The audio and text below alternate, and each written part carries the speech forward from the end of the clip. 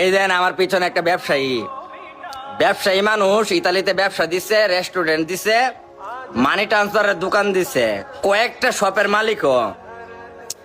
অথচ নিজের লোকের আরে কখনোই বিদেশ লইয়া না। হুর বাড়ির লোক আছে না, হুর বাড়ির লোকের লইয়া একজনে এই যে জাগা মজা লিখে হাসি মারছে।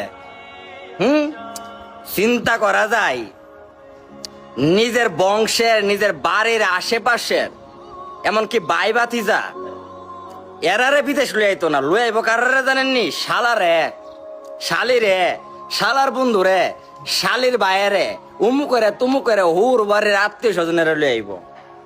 কিন্তু মাগার নিজের গড়ের লগে বাই বাতিজা, ছোট ভাই, বংশের রক্তের আত্মার মানুষদের ভিতরে এদেরকে কেউ লই আইব না। এরা কইলেই ভিসা নাই, বিদেশ কাজ নাই, কাম নাই। আর হুর বাড়ির লোকেরা লাগা বিদেশে আবার কাজ কামের অভাবও নাই।